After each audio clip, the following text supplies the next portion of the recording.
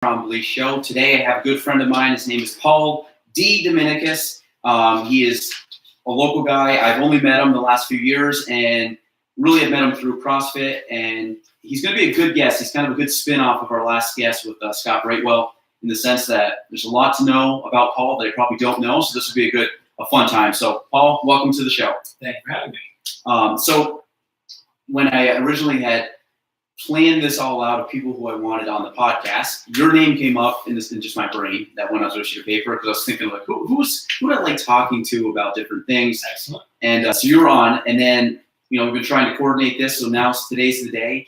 And what was funny was when I talked to Scott last episode, I said, Scott, who should be on the podcast? And the first name he said was Paul. So yeah, well, disclaimer, Scott and I have been friends for a while. So there's a little bias, but Scott did have he was legitimate in saying that. So then I said, well, he's going to be gone soon. So we're going to be doing a joint podcast in the future, which will be fun. So Paul, for people that do not know you, can you give us a little bit of background into who Paul, I'm just going to call you Paul D, but Paul DeDominicas is? Fair enough. You pronounced the last name very well, so I appreciate that. What is that? What's the origin? Italian. Italian. Yes. So we've got two Italians in a row, so yeah, a lot of hand movement coming up. Yeah, it's very difficult not to, so I'm trying to keep it under control. But actually, before I get into background, I did one of those DNA tests, those 23andMe? The other one, though. Ancestry. Yes. And sure enough, it came back 89% Italian, and the rest was 13% meatballs. The rest was Greek, maybe. So there you go. Anyway, I've got it to prove it. So my background, I was born downstate in Queens. Grew up on Long Island until I was a teenager. Then my family moved up to Plattsburgh, so I went to Peru High School, and that was a bit of a culture shock coming from Long Island to Plattsburgh, but I survived and stayed. Went to Plattsburgh State, and my undergraduate work was English literature, philosophy. So I love to talk about those kinds of things. That's kind of Scott and I hit it off. With our initial conversations when we met through work. I knew his wife Gina, and then one day we were like, you probably get along with my husband Scott, and I met him at the Oval, and he was carrying sandbags up and down the Oval. I was like, all right, we'll be fine. Anyway, so then I met my wife in college, and she's from the area, stayed here. I've done a lot of different things as far as career. When I graduated from my undergraduate degree, I was going to teach high school English, and that changed. I never actually got there, but I thought that's what I wanted to do, and did a couple of different things. I worked as a manager with the Borders bookstore when that was around. I did logistics and training, and then from there I got into workforce development, did grant writing. Now I work for AES Northeast, which is an engineering company. We have an office downtown and one over in Cliff Haven. And so what I do for them is what I've done for a long time now, which was a job I really didn't know existed until I started doing it, which was sort of grant writing and funding and program development and that kind of stuff. I worked at Cliff Community College doing that. I worked for the city of Plattsburgh doing that, and now I work for AES, and we do that for municipalities all over the country. So interesting stuff. You never know where you're going to end up, I guess, is the more of that story. Yeah. So what does grant writing involve? What are you? I'm assuming grant writing is to pitch for money for the area. For projects, depending on what it is. For the college, I did a lot of workforce training programs. So the building, the Institute of Advanced Manufacturing, that kind of big project where we essentially brought everyone together and wrote the plan and submitted it to the state, and then if they like what you have to say and they think you can pull it off, they give you money to do so. So I did a lot of program kind of development with the college. And with the city, it was more economic development, so the downtown revitalization money. That's there's a lot of different projects and things going on for that, but other projects as well. And that was a bit more of on the economic side of things than the training side of things. And now with ADS, it's much more infrastructure related, so water plants and sewer plants and those kinds of things to make sure that they're getting upgraded and whatnot. But yeah, essentially that's it. You find the project, you plan for it, you find the money, you write the story, and you hope they give you money. So the English literature background works kind of hand in hand with this a little bit? Gives you a little background. So I'm assuming you're a decent writer. Yes, Or good with words. I am. Okay. I am.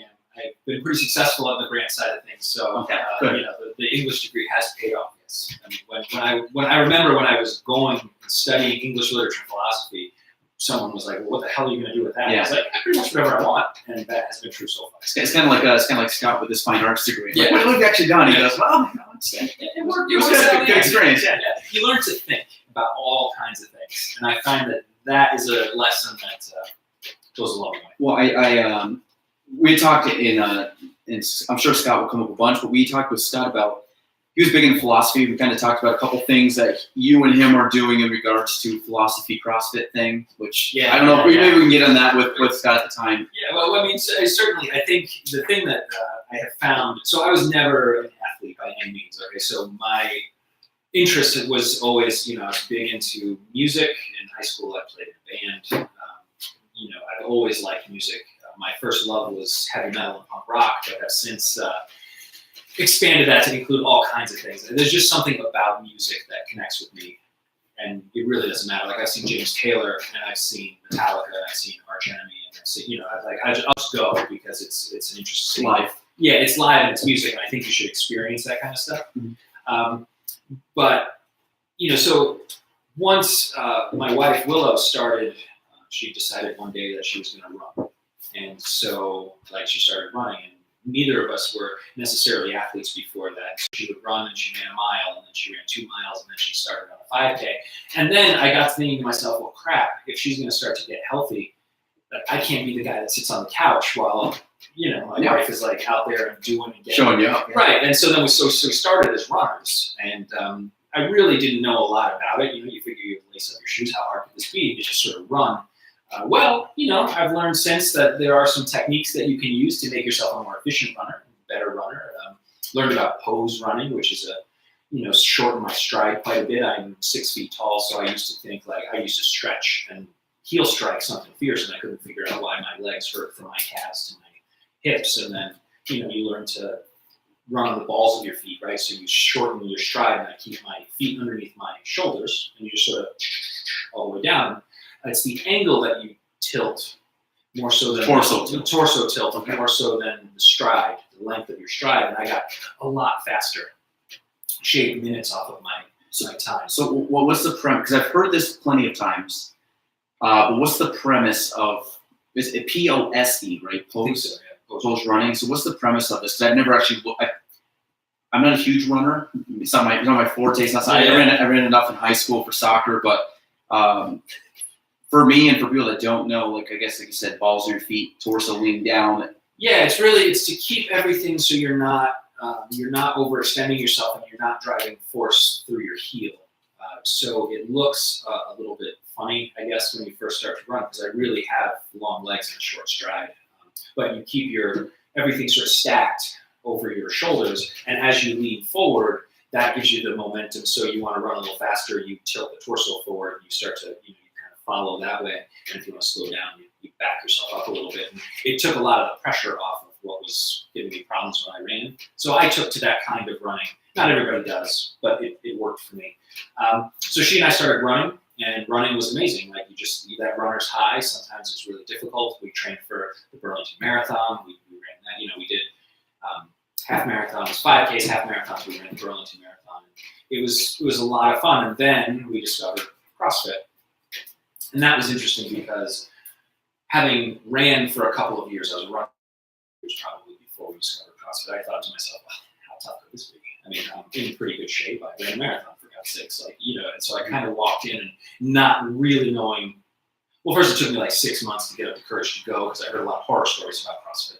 And then, so then we end up in the gym, and you know, I was like, okay, I can probably do this. I'm a pretty fit guy, and it like just kicked my butt. Just forget it. Like I was sore for weeks and weeks and weeks after that those first couple of months that we were in it.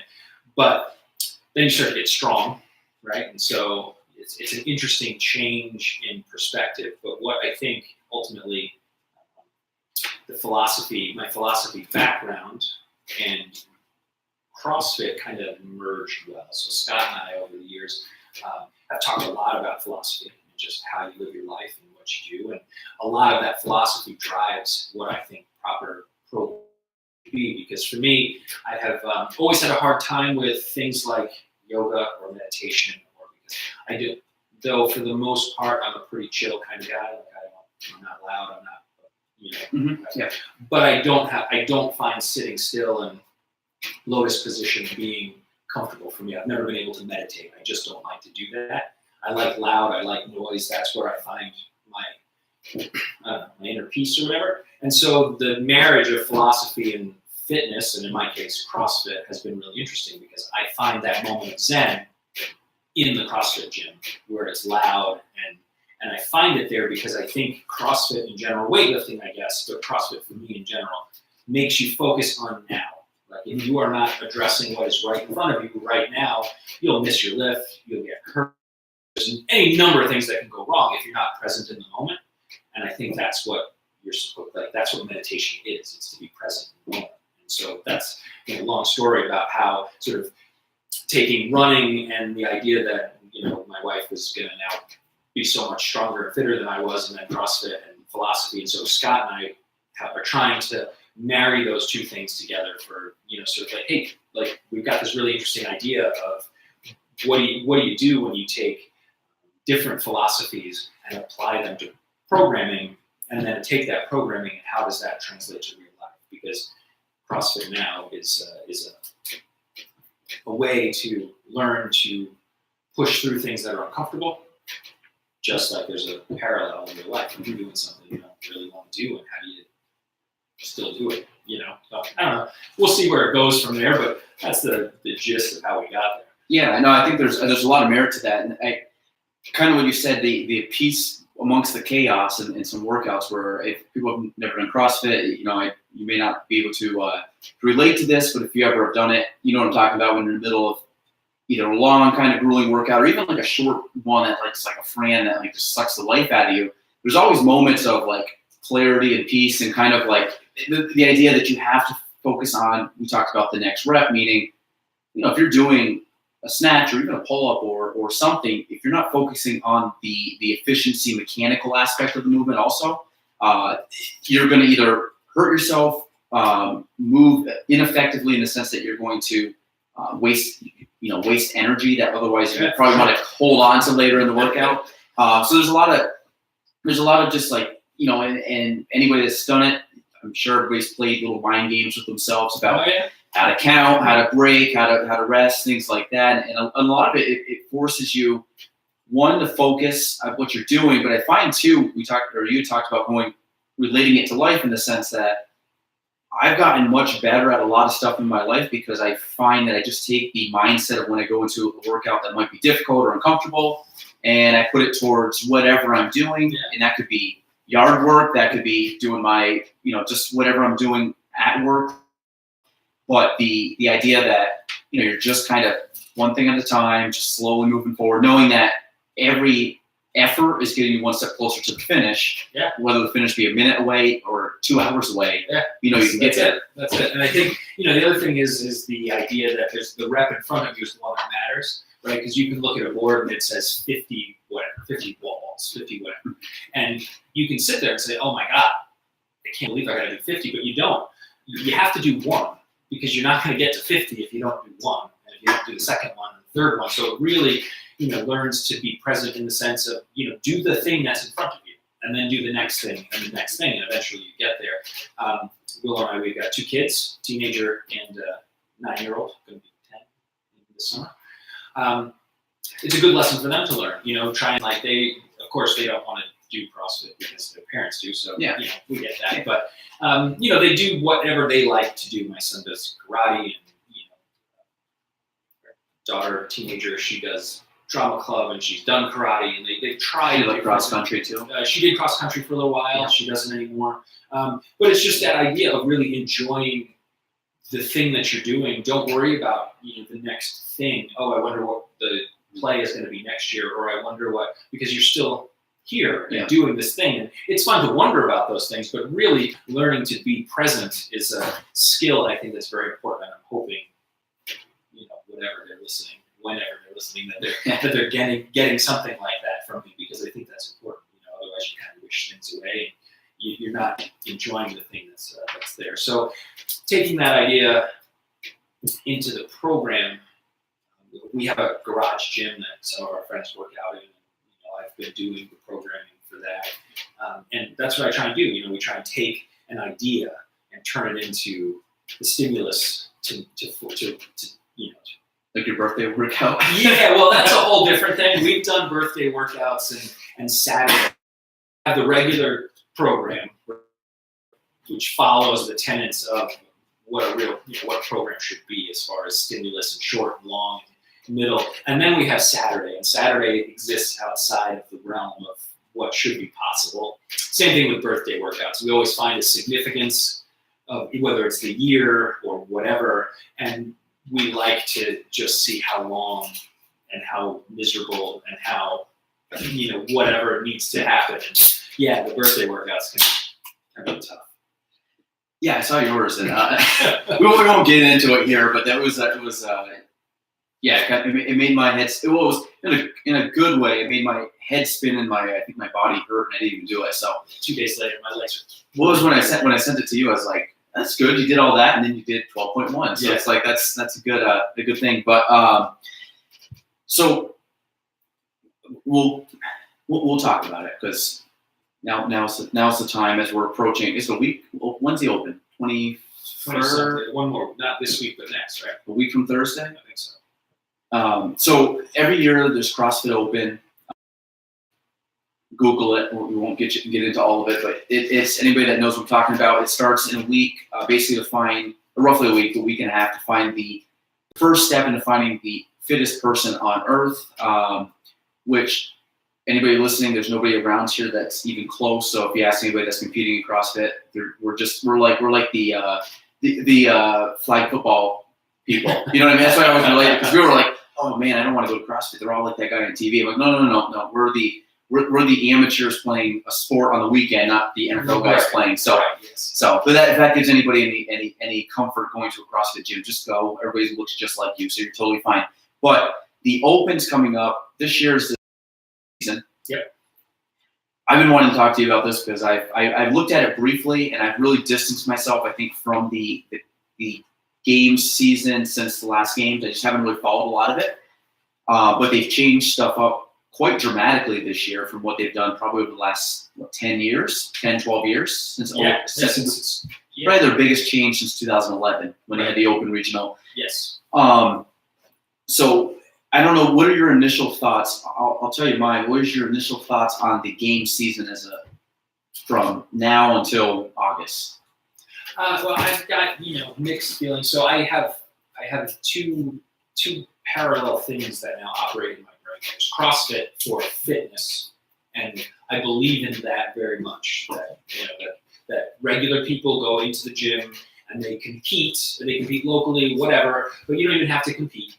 I believe that CrossFit as a method of getting healthy is as valid as any kind of exercise program, right? I think I really like it. And then there's the professional side, right, which is where we're at now and what the Open really leads to. I mean, in one sense, it's a way to measure yourself against other people like you, because thousands of people. I mean, how many people did the Open last year? I bet you this year will be 500,000. Yeah, right. I mean, it's all over the world. But the way that they have structured the process this time, I'm having a really hard time with it, and I'm not that I'm an expert on this, but just as sort of like a regular guy who does CrossFit and is interested in that kind of thing. I don't think I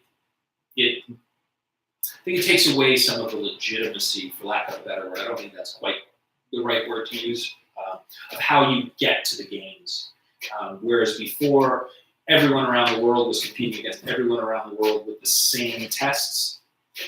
You now have these sponsored, what are they called? Sanctioned events. Yeah. Sanctioned events, sanctionals taking the place of regionals, where you have to compete and place first in one of these events that are sanctioned before you do the Open, or at some point before the games, I guess.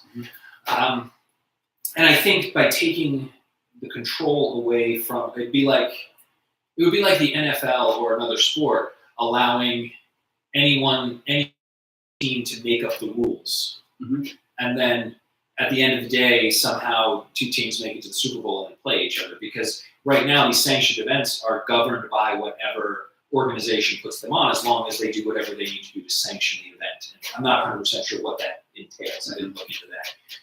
But so one event could be very endurance focused, and one event could be very strength focused, and one event could be like a whatever, a Tough Mudder or anything. So when you are an athlete, I guess you're not being tested the same way. I could do very well in endurance. I'm not as strong, like me personally. I'm not as strong as I am able to continue like moderate weight for long periods of time.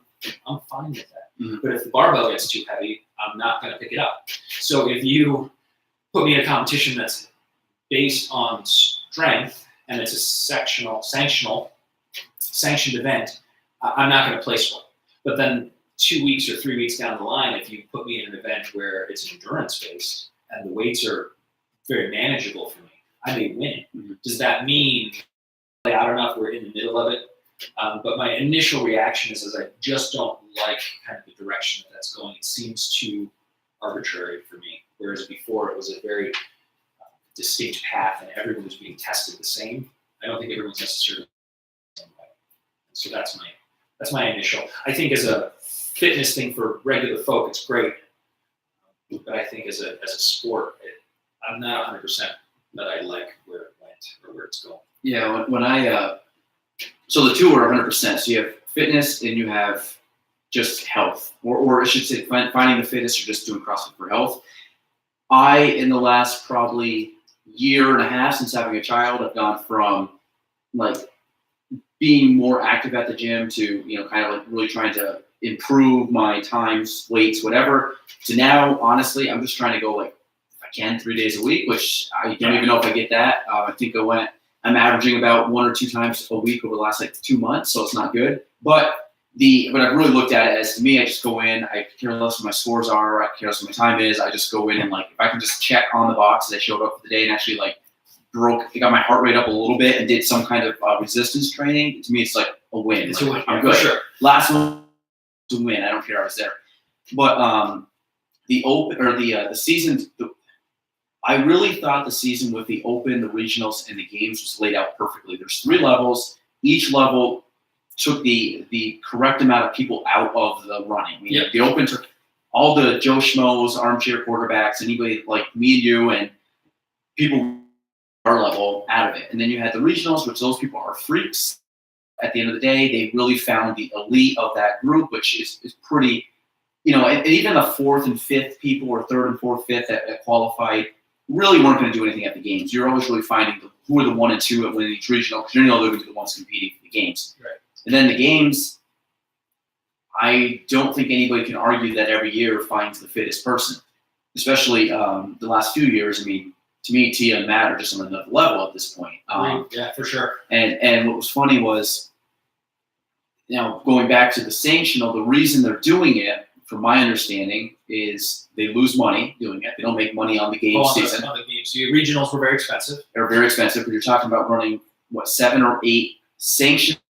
So they're renting out arenas, they're renting out event staff, they're renting out shipping equipment. Yeah. I mean, there's a lot of things that are going on that cost them a lot of money. And then you get to the game, which I don't think the games cost as much because it's one location. Obviously, it's expensive. It's a long week. But when you're talking about running 8 mini, fairly, 3-day events at venues, that costs a lot of money just to host the venues. It's not like back in the day when we went to Canton and we're at Reebok in an outdoor arena, which by far was the best regionals experience ever. It was like an outdoor barbecue thing, but it just got to the point where you were winning a ticket, you were going into an arena, you were watching 3 days of competition, and that's a long time to host an event.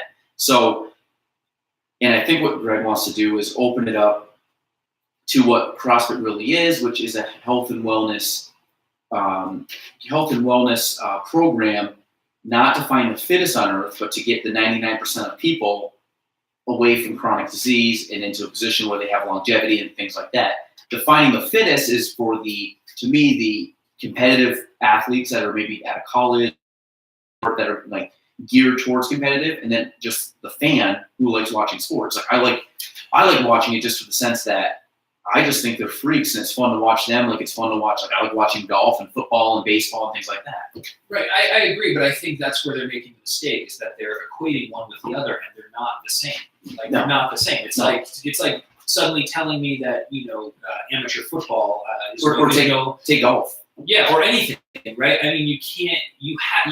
They have created two different things, and it seems as though they're sort of abandoning the sport in the sense that, and then again, I'm not necessarily using the right words. They're not abandoning, but they're not. They were on track for like real legitimate. They were coming into their own as far as being A major sport. a sport, and spectators and events, and maybe they could have expanded, but they dismantled what they spent 10 years building, and they didn't put something back. To what end? So now they're not spending money on regionals. Okay, great. So what now? These same events that stood on their own as big, people went to those events. They were great standalone events that did well and sort of pushed CrossFit along. But again, I think that it's like trying to dismantle something that was really on a trajectory. I think given a couple more years, the regionals would have started turning a profit because enough people were starting to show up to go to them. And every year they got busier. They got busier and bigger, and I think part of it is not real. It's not. I never approached the Open as though I was going to go to the games, and that wasn't the point. The point was it challenged me in a way that I might not have been challenged before. Maybe I could do a pull-up this year, and I never could before because I wanted to. And for me, it takes that away a little bit. And I don't know, I don't know that I'm not going to sign up necessarily for the Open this year because I don't see a purpose for it. And to be clear, I'm also a masters athlete, right? So I'm over 40. It's a different kind of event. It's almost the same this year as it is any other year for masters athletes. What we're talking about is the open division. So, but even still, I support CrossFit as a fitness, but I dislike what they've done to the sport. What I was just actually it hadn't occurred to me until we were just talking, but I wonder if at some point they would take the Open, because right now the top 20 in the Open overall goes to the games. The top national champion from every country that has a sanctioned event, which I don't know how they're going to logistically do that, is going to the games. So if you're CrossFit Jamaica, you're going to go, you have a person that could go to the games. Yes. CrossFit, whoever the top, Matt Fraser, is going to go to the games, on top of whoever the females, Carrie Pierce or something like that. But like if they games, then the Scott Panchaks, the Noah Olsons, the Ben Smiths that are freaks that are probably, say they get 21st, and whatever it is, the last guy that can't go, but some guy from, the Philippines is going, who is ranked 2000th in the world, is going to the games because nobody else, like I could move to one of those probably lower countries and probably have a chance of being top 3, depending on population. Well, I guess that's just it. So the athletes that can travel can go places where they may not have been able to get into the games before. No, it's based off of your yes. So it's not, you can't just travel. So the sanctioned events, you can go to any sanctioned. Correct. Yes. But you're talking about like the top in each country. Yes. So like the Katrin is Iceland. Yes. She's not a U.S. person or citizen. That's another thing they're kind of throwing out there. Like you can compete anywhere. But so I was wondering if they have the Open. Why don't they take the Open and take the top 200 in the Open and do an online regional like we do with the Masters and teams? Yes, that would, because you think that would add a lot of it. Like I would watch that. Like I think that'd be great to follow. All of a sudden, you get the top 200 that are doing regional-esque workouts. Maybe not exact because of they're not going to have certain apparatuses, but the test is going to be heavier and more skilled and different. And I think that would be kind of cool if they did maybe 3 weekends worth of that. You do 2 events 1 week or whatever it ends up being, 2 events one weekend, 2 events another weekend, 2 events the following weekend, to kind of make like a regional type thing, or put, hey, you got to do 4 workouts over the weekend, or over a 3-day period, like regionals. So you have to do 2 a day for 3 days, log your scores, videotape them, and then submit them. You can do them in any order, or they plan and say, you have to do event 1 first on Friday, event 2 on Friday, and then event 3, and then so on. And I don't know, would that be? That would make more sense, because then again, you're testing everybody. It's a balanced test. You know, that's again, equated to something else. If you and I are trying to rank each other, right? Where someone's like, okay, I want to see who's smarter, GT or Paul, and you get a test, you get a math test, and you're strong in math, but I get an English test, and I'm sure. Like, what did we actually test there? We didn't test the same. Tell me that you're smarter than I am in a sense, because you were tested on something that you're good at, and I'm tested on something that I'm good at.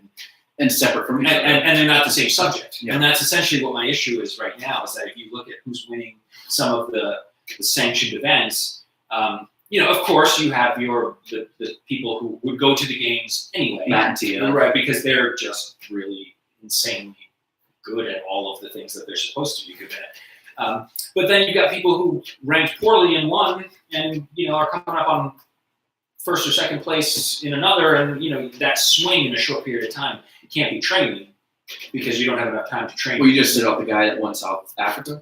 Or I think so, yeah. South Africa. So, there's just a really big swing in where people can place. And if you're not testing the same thing, then everybody gets to the games.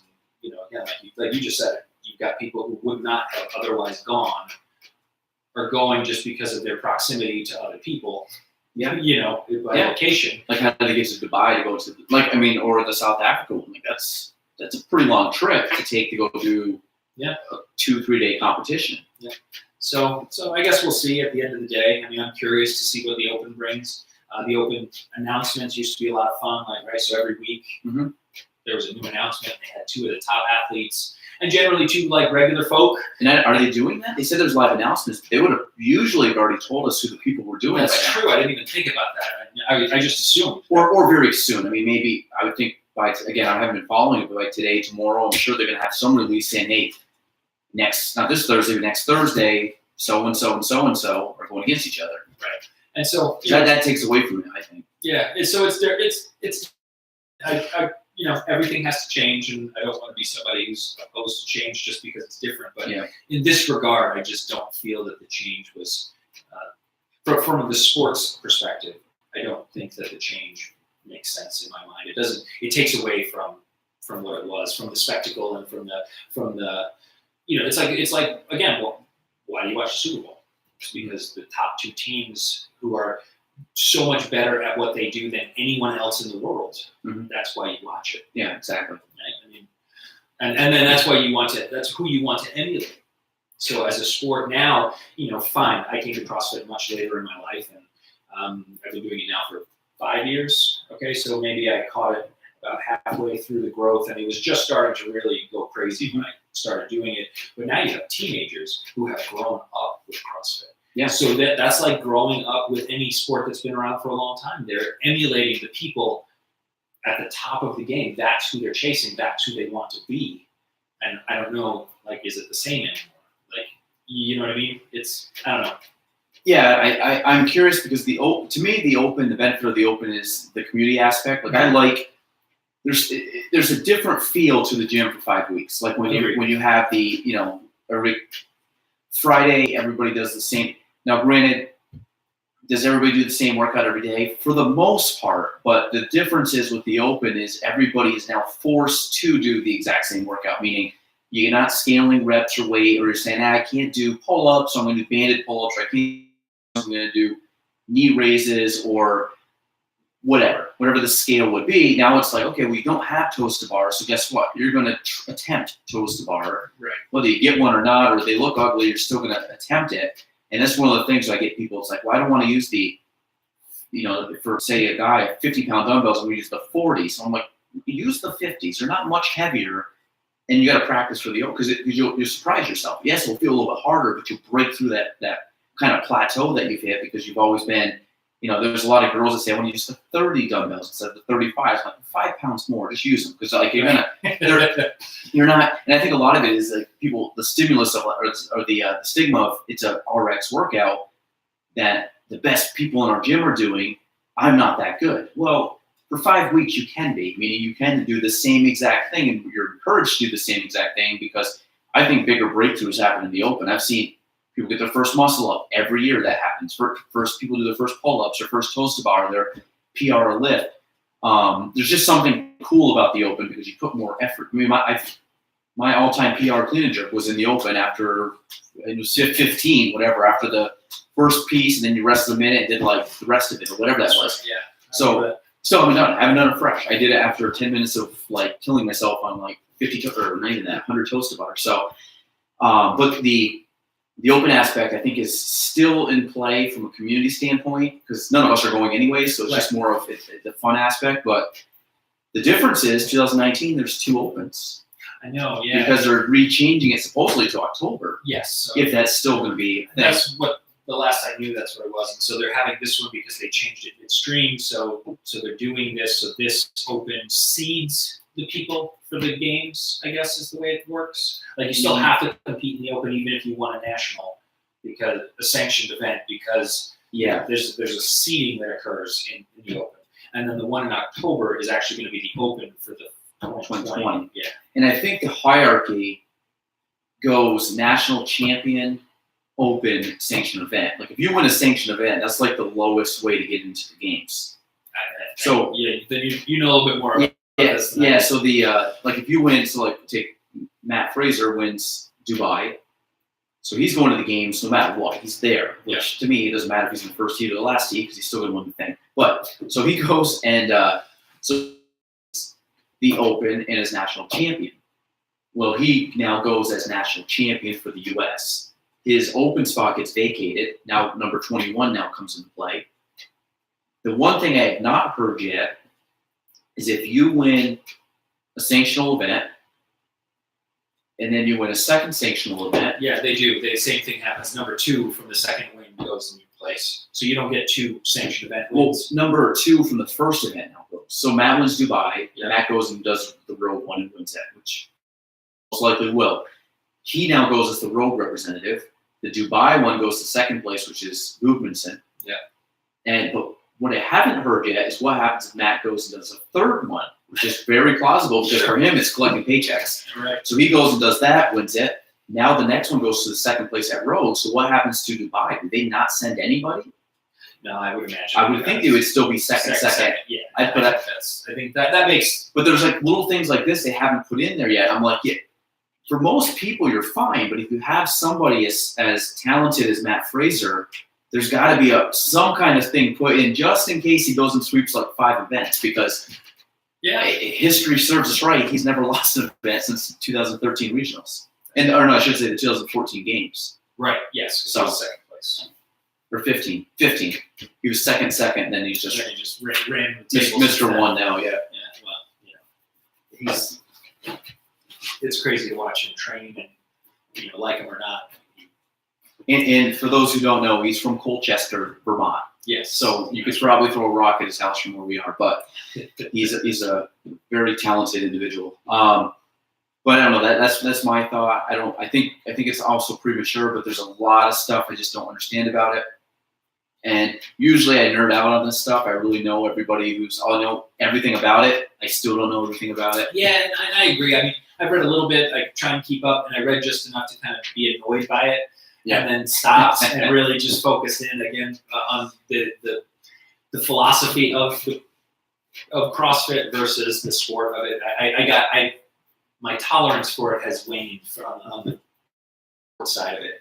I really still like it and find it very interesting from a training standpoint. Yeah, the only thing I think about kind of like for the actual game season is Glassman to me, I think is a genius, and I think Castro is a very smart guy. They know what I don't know who's tying in or making the decisions, but I think they're doing it for the better, however that may be. So I think time will tell. Yes, and I guess I have to give it more than a couple of months for sure, but as of right now, I'm slightly annoyed by what's going on. I think me and Paul are in the exact same boat. The same feelings on pretty much all down the board. The one question that we've always had and we've talked about a lot is, which I think is probably your favorite part of CrossFit, it is very close to my favorite part is programming. I love, yeah, that's, talk about nerding out. Nerding out. I So love that. what's your, we'll take this in bite-sizedness or whatever. We're not going to just ask you, what do you think about programming? Just leave it there. But like, what is your, there's too much to talk about. Obviously programming means the way the workouts are written and programmed together for certain stimulus and certain effects and certain, whatever you want to call it. But what is your favorite part about programming? And I'll just open the door for you. Start where you want, and then that's hard. That's a hard question. So, all right. So I'm just going to kind of go a little random for a second. I promise eventually we'll end up somewhere. All right. So I think there's programming on a bunch of different levels when you look at it, right? So you've got the big macro side, right? So you want to talk about quarterly sort of cycles. You've got 6-month cycles. You've got quarterly cycles. You've got monthly cycles. So you've got the big macro and then the micro pieces all through that. And I think one of the things that is really difficult to do, but is the most fun, is really to take a look at the year and what do you want to accomplish in that year? Like, okay, so for the most part up until this year, the Open is the big thing. And even if you're not going to the games, you're still looking at the Open as a test of where was I in 16, where I'm in 17 to 18, 18 to 19. So then you look at the year. So from a programming standpoint, really taking a look at that. Okay, what's the big cycle? How do we work on the domain, endurance, strength, and gymnastics, right? Just for big categories of things. So I really like trying to figure out what that looks like. Take the model and say, all right, what do we need to work on? What are the strengths? What are the weaknesses? What do you need to maintain? How do you maintain? You can't do all of those things all of the time to the best of your ability. So how do you work on strength while not losing endurance? And those big questions of how programming comes together. But I think the most fun of programming is the philosophy behind it. What is the guiding principle for you?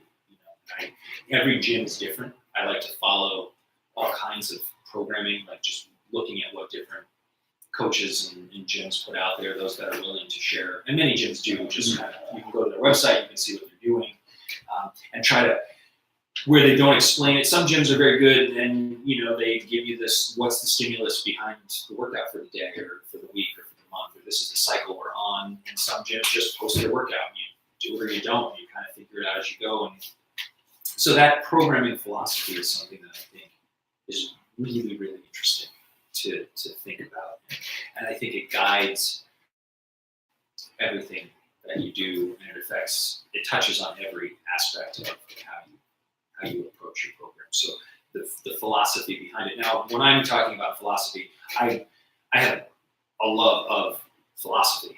The idea of, I myself find a balance between Stoicism and Zen Buddhism. I like those two philosophies. I think you put those two things together, and you got a pretty solid grasp on the world. That philosophy colors how I think an athlete should train, because it's the only way out is through. Right? So have that up on the board. And I will have a shout out, one of my friends, Stacy.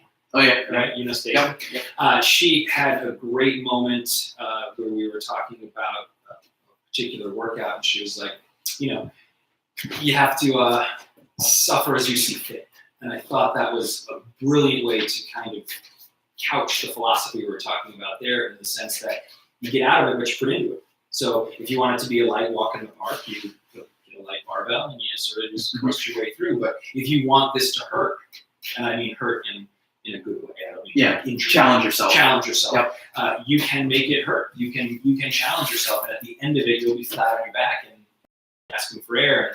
And so, taking that philosophy, I always like to name the cycles that we're going through. So I pull from all kinds of different, inspirations. I'm a big fan of Alice in Wonderland, right? So we've done the Wonderland cycle, where you fall down the rabbit hole, and all of the training program really is based on kind of eliciting a response for you, whether it's a short or medium or a long time domain, is that where you're questioning, like, what the hell am I here for? And like, how do I stop, or should I stop? Or, you know, so we've done that. We've talked about what other, I'm trying to think of sort of inspirations that we've had. Oh goodness, a lot of different things. Like Mad Max and Beyond Thunderdome, you know, we've looked at that. And all of these are based around, you know, let's say 8 weeks or 6 weeks or 12 weeks, and we take a weightlifting idea, weightlifting cycle. Now, I tend to borrow a lot from weightlifting cycle, other established weightlifting cycles. I think, you know, why break what's, like, trying to reinvent something? Or, Yeah, I agree, 100%. But the finesse is in the Metcons, the CrossFit workout. Like the sexiness of the workouts and the Metcons. Yeah, and I love, and sometimes you just get it right. Sometimes you just, when you get it right, and people are just like, what the hell? Again, to talk to Scott, right? Well, he's a little off when it comes to these things. Right? So we have the Brightwell factor, which is always, he says, and multiply it by 0.65. Okay, so if he's like, yeah, it should take you like 10 minutes, understand that it's 10 minutes times 0.65, and that's the real time you're going to finish, right?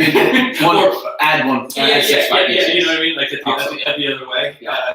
So when his birthday workout came through, and I spent a long time trying to figure out the significance of this, because, you know, for Scott, it was sins of the year, right? So whatever it was, he was turning 9, right? So I gave away his age, I hope that's okay. So we did the first half of the workout. The workout itself was 1,000 reps. So an individual did 1,000 repetitions.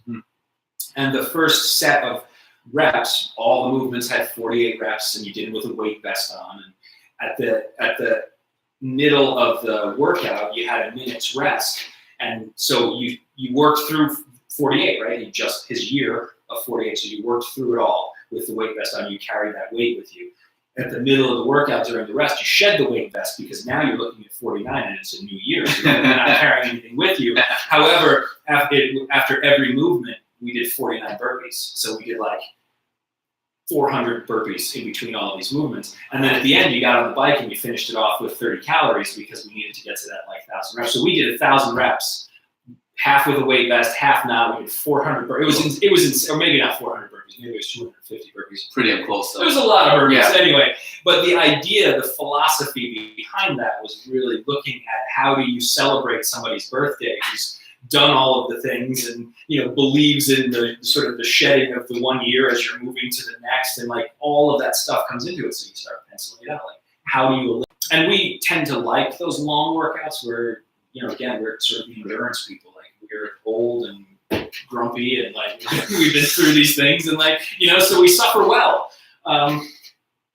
So, you know, there's like those kinds of things, but then there's also those really short, fast ones that almost elicit a worse response. You talk about Fran, which is a classic workout, but you take that really short sprint, 4 minutes. I mean, have you ever done a 500-meter row for time as fast as you can? I have. I was on the ground. I was hurting. It's miserable, and it's like a minute and 20 seconds. It was bad. Right. So what was funny was I did it next to. Do you remember Dave Passano? Mm-hmm. So I did it, and I did sub 130. I was like, I'm not a big dude. I was pumped. It was demoralizing knowing I was pulling that fast, and I looked over, and he probably did it like a minute 19. And I was like, it sucks. I'm like, you sucked it. We both got off, and I think my legs were built so much. Was it the lactic acid built up so much just in like a minute 30 that you were just out for 10 times that long, just laying on the ground, rolling around. So, so you find the philosophy, you find the lesson that you're going to teach, you find the lesson that you're going to teach the body and the mind, and you mold that into a workout, and you really ask a lot of people, and you're you know, again, you don't have to be a top level athlete to come in and do these kinds of things. You know, just coming in and you modify what you need to modify, but you can still elicit that same response. And I think that's what is so interesting. You know, we've done workouts, you know, where they're part partner workout, part individual workout, and even those kinds of things. It's like you're kind of alone together, right? You're going through and you're helping at first, and then you have to finish up on your own. And understanding like that's very much like life. Like sometimes your friends are there to help, and sometimes you have to do it on your own, and sometimes you just kind of mesh all that together. And I'm also very hyper aware that when you program and do the workouts yourself, right? So I do the workouts that I program, of being aware of what I don't like. Mm-hmm. And unfortunately for some unfortunately for some of the people that work out with me, they have to suffer through double. I hate burpees, we do them often. I hate thrusters, we do them often.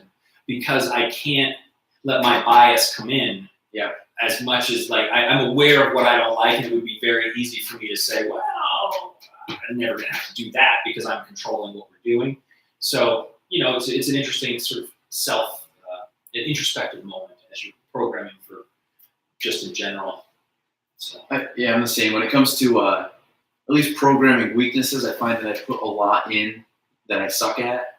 It just in the sense that I know you're always better when in doubt, do a workout where there's something you're bad at in, because you're going to grow more than if you had 3 wheelhouse movements or time domains or whatever. So like Saturday, I programmed one at the gym and ended up having, it was a couplet with 150 push-ups in it. I'm terrible at push-ups. I've never been good at push-ups. Like it's probably, if you had to pick like one of my bottom 3 movements. I know push-ups sound very simple. I struggle at them. I always have. So I paired that with a 75-pound barbell snatches, and you can just see it was a quick one. That shouldn't have been quick, going back and forth.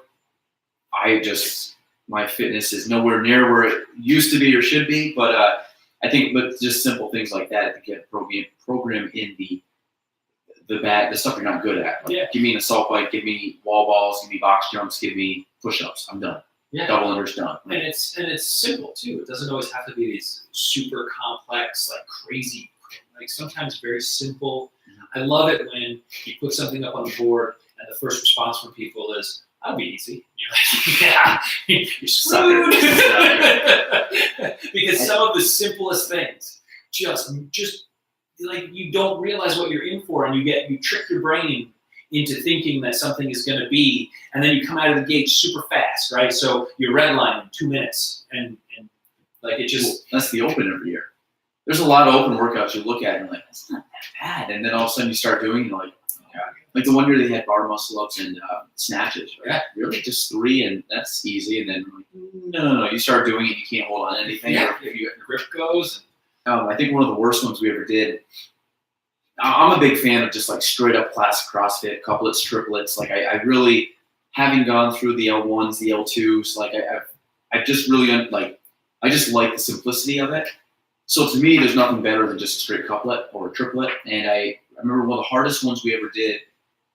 That was one where you looked at it, like, that's not that bad. And then you did, it was 3 rounds, 30 wall balls, 30 box jumps. And that was it. It's just very simple, straightforward. But I remember when I got done that, it was one where like you went to the bathroom and you puked because it wasn't hard. I mean, it was very simple concept workout, but trying to do it at a high rate, which allowed you to go relatively hard at that time domain. People were finishing probably in 6 minutes, 7 minutes, and you got to the point where like you were just your stomach and legs were jello. Your stomach felt like it was ready to turn inside out. Even the thruster row from 15, which I think is maybe the hardest workout they've ever done in the open.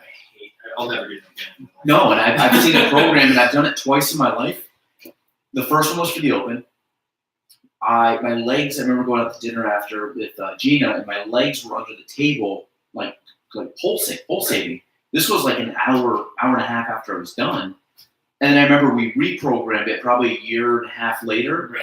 And I went at about 80% because I knew how bad it would hurt. And I'm like, you know what? I'm just going to kind of take this one off today, And I did it, but it was not nearly, I was slower.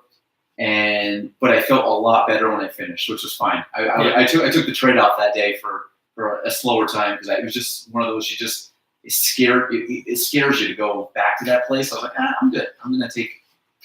I'll take the higher time. But no, I think the programming part of it is fun. I think I haven't done it in a while, but I used to like pad of paper just like this and just Yes, sketch out. that's my favorite. Like, I have my computer and I have my system. I've been doing it now. We've had our garage gym for 2016, so a long time now. Yeah. And I like dropping into the gyms. It's a different environment because obviously our garage is small and we just have a couple. It's a good set though for a garage. It's lovely. I've done a couple workouts in it. It's fun. Yeah, it is. It's a different, but it's not the same kind of community feeling. No, that a gym does. So you drop into gyms to connect with people. Yeah. Those of us that use the garage, it's just a few of us that do that. So I've got my computer set up and I've got my system that I like, and I've got tunes I always like to have headphones on, and that. So whatever whatever I'm into at that moment that I'm listening to, you kind of all right, yeah, we're doing this. I love getting that mindset going, and really, and then whatever philosophy I'm loving, I'll throw a quick pitch out for a book called Barbell Buddha. I was going to ask you about that. We'll talk about that. Yeah. Okay. So we can come back to, but that's a great. Anyway, we'll come back to that. So that's usually me. Computer, tunes, the point of whatever it is I'm trying to do that. But I think what it boils down for me, and I'm a little bit spoiled in the sense that I have a small group of people that I program for. I think it's really important to know as an individual why you're doing whatever you're doing, right? So doesn't matter if it's CrossFit. We're talking about CrossFit, but running, CrossFit. What is your reason for being there? For me, it started as a reason to be able to sort of be healthy and stay up, keep up with my wife who was getting healthy, and I didn't want to be unhealthy. And like 10 years from now, she can't do those things. And then, with our kids, we have 2 kids. I want to make sure that, like, if my son says, hey, let's go run, or if my daughter says, hey, I want to go, she and a friend work out in the garage twice a week.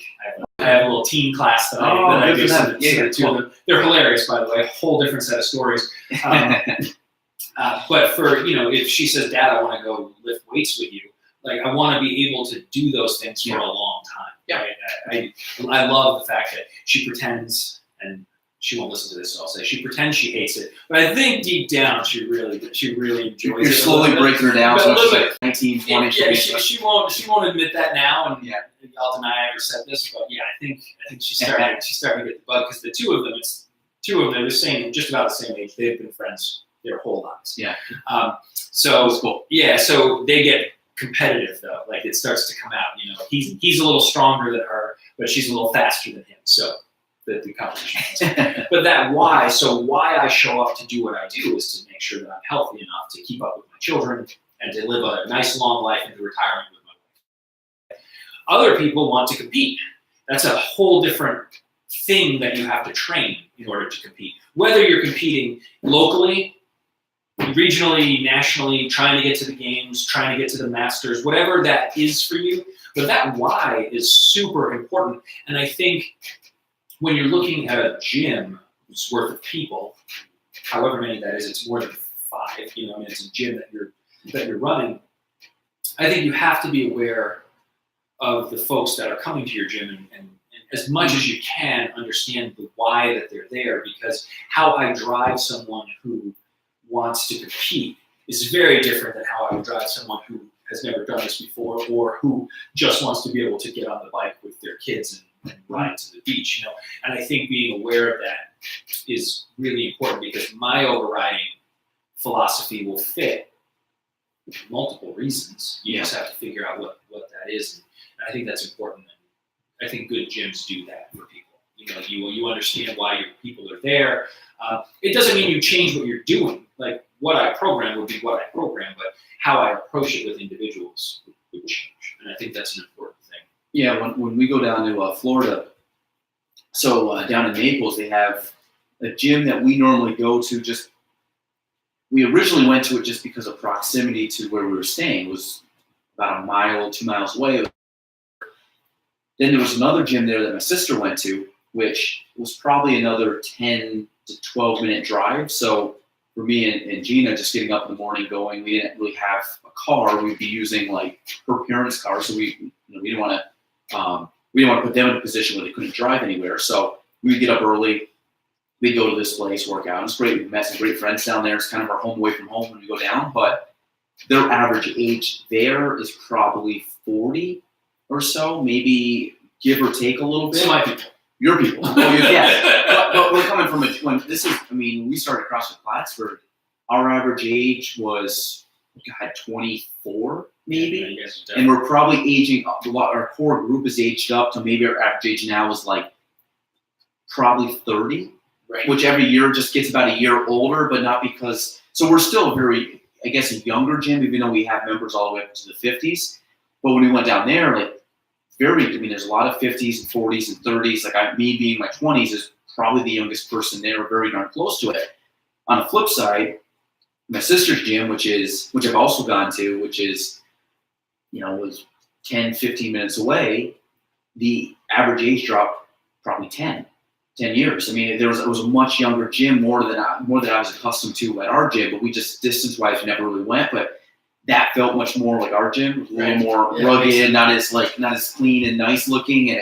But the gym we go to, we definitely like it, but there's a different crowd of people. Mm-hmm. But I think the thing was when they programmed for I'm taking an average age of 40. I could be wrong on that, but they did a lot. There was a lot of stuff that they would not program that probably would have been programmed at the other gym, or you would have seen at our gym or something. Like they didn't do a lot of muscle ups. They didn't do a lot of heavy squat cleans and things that were a little bit, I can't say, like higher skilled movements. They did a lot of, squats and box jumps and kettlebell swings, and they did some pull-ups and stuff, but you could definitely see there was a little bit of a bias towards that older crowd, in the sense that it's true. You don't need a 40-plus-year-old squat snatching 150 pounds. Like, it's just, you're not going to really need that kind of stimulus where, and where I find that it's good. Obviously, you can do it all at school, but like, does a 40, 50, 60-year-old need to be working on muscle-ups?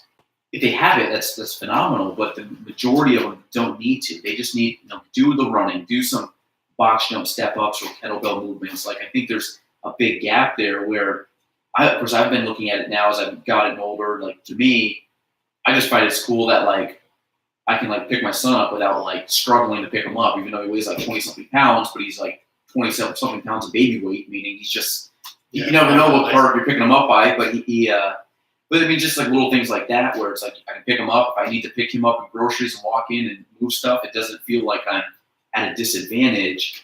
Where 3 years ago, I was trying to max out my snatch. Now, to be honest, if I can, hit 80, 70% of my max lifetime, I'm like, that's pretty good. I had a good day today. Yeah. I guess I think, to be fair, I'm a little biased because I'm 42. Most of my friends are in their 40s and up. I count you as a friend, but you're on the lower the age a little bit. You're younger. You made the you sort of ruin the average for yourself. But so I think that you have to definitely be a little bit more mindful of your body as you're older. But if you look at masters athletes in general, I think one of the frustrating things about it is that sometimes you do get that scaled back programming when it's not necessary. I agree with that, yes. Like we do, I certainly program heavy barbells. Again, maybe we're not pressing, what a professional athlete is going to do, but there are certainly, you can work your way up to that. Again, depending on your own fitness level. If you've got injuries, it doesn't matter necessarily what age you are, you got to be mindful of those things. And, I think it's that push and pull of, I don't ever want to, again, Scott is a great athlete, and my wife Willow, she's a crazy competitor and keeps up with anybody, right? So so I think but again, it's why you're doing it. If at 42 you still want to compete, you got to come to compete, and if at 42 you want to be able to chase your kids around, then you work out to that end. It really still comes down to why you're showing up every day, and at the end of the day, we do some crazy shit that, Well, I kind of find it. I've talked to a lot of people where there's some members at our gym that'll be complaining about something and about maybe not hitting the lift or doing whatever. And I'm like, I said, but you gotta take a step back. You've been doing this now, say 2 years now, 3 years now. I said, you're in way better shape now than you were a year or 2 years ago. It could be someone in their 40s, and they're like, I'm like, you're better in shape now than you were when you were 30. And like, yeah, I really am. And I'm like, So you got to take a step back. Like, I look, I've tracked every single one of my workouts that I've done since 2010, I think. This was pre-CrossFit, like everything. I just wrote it down. I just just write it in the journal, just kind of as a, to look back on. So sometimes I'll look at something, like, man, this sucks. And every once in a while, maybe once a year, I'll flip through what I've written down. And I'm like, man, back in 2012 or 13, I was struggling to deadlift 315.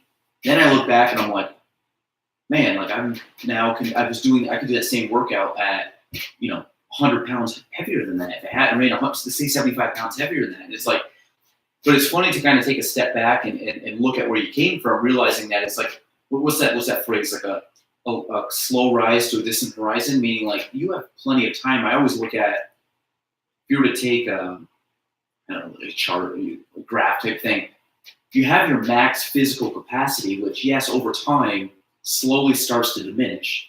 Right. But at the same token, your physical, a lot of us have not hit our peak. Now, even though my peak at 29 is going to look different than it will at 40, my actual ceiling if I could get, but if I worked at it, there's no reason why me at 40 could be better at 29. I might never hit that peak, but the gap will shorten at that period, where the gap right now might be still very wide, where I'm like, well, I have a lot of improving to do, and I can improve to that 40, and I might be sitting there like slowly declining, but I'm never actually going to hit that peak point. And then you kind of, I wish I had like a chart I could actually show, like, as I'm making wave signals in the air and Paul's like, yeah, I guess you're right. But, so I've always told people that, like, your ceiling is always, you never hit your ceiling. And even though you think that 40 you might not be as good as you're at 29, I think you really could. Like, I hope at 42, I can somehow get to the point where I'm looking at myself now at 29, because I've seen some freaks at 40, 50 that are like, I'm like, you're good. Like, I mean, they're outlifting me at 45 and I'm at, approaching 30. So I'm like, there's a chance I can still get better. If I wanted to put the time into doing it. Yeah. That's it. I think that's the important, that's another important thing to think about in life in general. It's like, there's always the chance. It's where are you now? What are you doing now? And I think that history that you have is really great. And I think so you have to be careful not to let that, in anything that you do in life, where you thought you would be or where you think you should be, or get in the way of where you are now. Like today, when I step into the gym, I should walk out of that gym. Whatever I could give today, I gave. Yeah. If it's a day I just don't have it in me, and the best I could give was to kind of like show up and go through the motions, I should be okay with that on that day, because that's what I had to give. Exactly. And tomorrow, if I show up and I can just it doesn't matter what you put in front of me, I'm crushing everything, then it doesn't diminish what I did the day before, and it doesn't tell me that tomorrow can't be a bad day as well. Like, you have to be like, what did you give today? And if you leave and you say, in anything, I'm talking about in anything, if you leave work and you say, well, I could have done better, or I could, it's like, you just sort of get caught up in what should be and what was, but you're never really okay with where you are. Yeah. And I think that's an important thing when you're talking about why you show up to the gym and programming, and you program to the best. Mm-hmm. And as long as you walk in and give what you can give that day, then I don't think you should walk away upset about that, Yeah. And what that is at 40 is different than what that is at 29, and is different than what that is at 60. But I'm telling you, I'll probably still be doing something similar when I'm 60, because it's just good stuff. Well, I think I've gone to the gym and say it's whatever the workout is. Say it's like a 15-minute workout, and I get to and I'm just dogging it. Like, I'm not doing well, but there's certain times where I just maybe I didn't sleep well, maybe I didn't eat much that day. There's a lot of factors. But then I'm like, maybe in my head, I'm like, you know what? For the last round, I'm going to try not to let go of the barbell, or whatever it is. And it's the mini victories. And really, I could do that. I could look at my time and it was awful. But then I'm like, you know what? I put at least for a minute of the day workout, I really applied myself to what I was doing, and I accomplished it. So to me, I'm like, win. And I've always been like that and I never get frustrated when I have a bad score. Like, if anybody knows me, I will put if I'm dead last in the class, I will go put my score up, I'll write it up, dead last in the class, could care less. Yeah. But I always take a little small victory from it. So I've very rarely have I ever gone up, finished a workout and been like, I'm like demoralized. Like even I think it was Murph last year. I think I was last by a handful. I had no business doing it the way I did it. Like I should have just not worn a vest. I wasn't doing enough CrossFit leading up to it. But part of me was just like, just don't quit. That was my whole mindset. Like I was ready to quit about 50 push-ups in, and I won't go into Murph, but I ended up finishing it, and I finished it like a lot worse than I was anticipating. But I still finished it, wrote my time on the board, and was like, you know what? At least I finished it. To me, it was more of a mental victory to me than anything. I mean, physically it was okay. It wasn't like killing myself physically, but it was like, just finish it. I think I might have walked a little bit on the second mile, and I was like, I don't care. I'm just going to finish the workout, keep the vest on the whole time, take it off, and I'll be done. And I accomplished that, which was a small victory, and otherwise shitty, probably hour and a half of my morning. Of your life, right? Yeah, so, well, now, actually, two questions. What's your favorite, give me your top 5, if you have it, favorite programs that you follow. I'm sure there's a bunch, but like,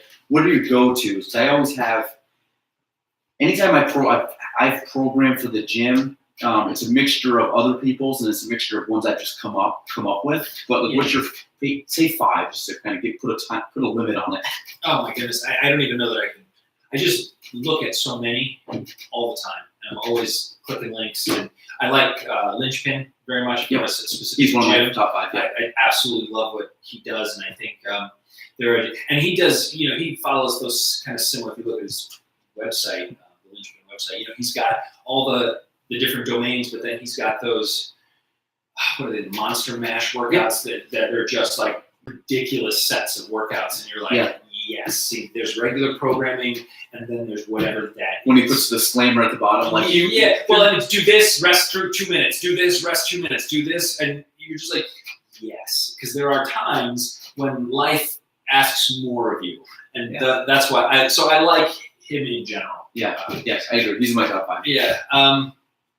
I mean, the other ones really, I don't know that there's sort of the big name. I just follow a lot of the little gyms. I always pay attention to what's going on locally. So I always, Champlain Valley CrossFit, CrossFit Plattsburgh.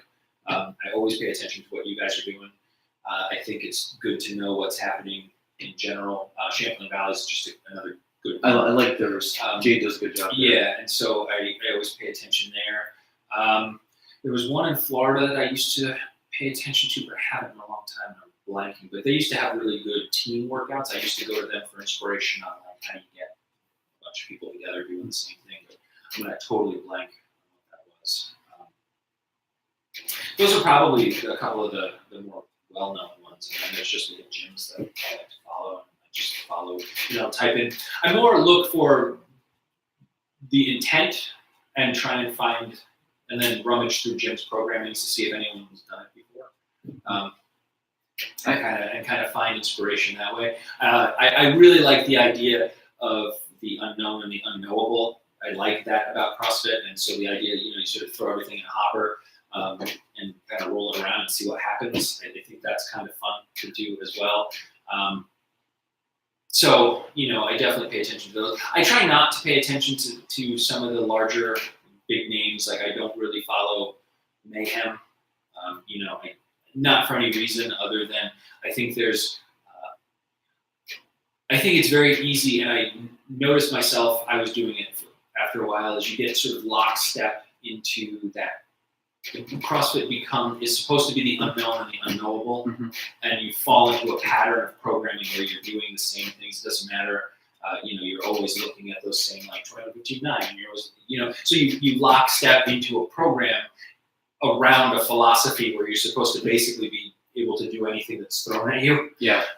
So I try to mix it up and pay attention to other just like small gyms that I find. There was one, I think, Atomic CrossFit. I don't know where that one is based out of, but I tend to like what they do. There's one in Green Bay, and I really, really liked recently. So when I was looking at their programming, like you would look at their website, and there was like 7 or 8 different things that would happen in a day, weightlifting and skills and metcons, and it was crazy. And I would love to look at it because there was just so much on one day, and I never understood how you would walk into a gym and do that in an hour. Mm-hmm. And then recently, within the last few months, the coach who programs basically laid out and said, I don't expect any of our athletes to come in and be able to do all of these things in a day. That's not the intent. The intent is for people to come in and find why they're here and do the things that align with their goals. And it was a really interesting thing because it wasn't necessarily that they thought you were going to come in and do these 8 things in a day. You would come in and if you... It's kind of like a la carte. If you were looking for, X, Y, or Z, they were kind of catering to all of that. And I really, really liked that idea. Isn't that a little bit like Invictus? Don't they do something similar? Similar. I think they put out like different tracks each day that you could follow. Yes. My favorites, I at least when I was doing it a lot, was I always looked at CrossFit.com first. Mm-hmm. That was number one. The linchpin was a big one. I really like Spieler's gym, Park City. Spieler. Yeah, he's like I said, I'm a very classic CrossFit guy, like couplets, triplets, and I look at a lot of the old, I call OGs of the sport, which I look at New England. So, so I still look at him because I think there's good merit to what they're running. I used to, before they blocked it, was Reebok One. Mm-hmm. I did a lot of theirs because again they were very simple program kind of things. Mayhem, depending on the workout, because there's sometimes that I just thought it was repetitive, or there were certain things I just logistically we didn't have with salt runners and stuff. Even though you could run, but there's a lot of I picked and choose those, but typically give me CrossFit.com, Park City, Linchpin.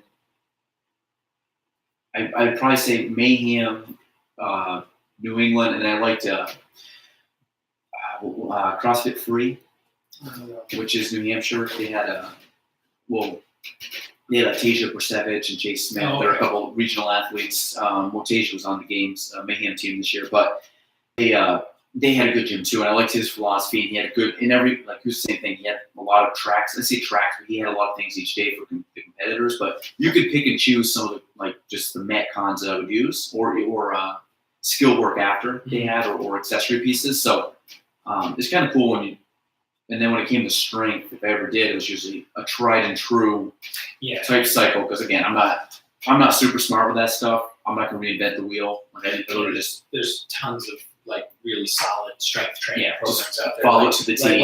Let's do this. If you want to get strong, we know you get strong doing this.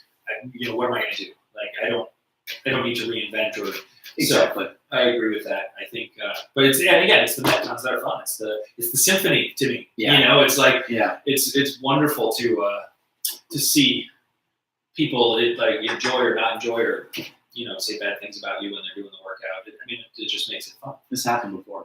It has. Yeah. It has. It always brings a little smile. But so Barbell Buddha. Yeah. We've talked about this before too. I still have not read you're talking about the book, or you're talking about the podcast, or you're talking about all? A little bit of both. So the author, crazy, he died young. He was in his 30s. He had a heart attack or something. But yeah, I read the book. It took me a while to listen to the actual podcast because I don't know, there's just something about it, because he had already passed. It was just something strange about listening to the podcast and knowing the very last podcast that he recorded was all about his plans for the future, and then he's not alive anymore. Even now kind of gives me a little bit of goosebumps or whatever. But the book itself, I really enjoy.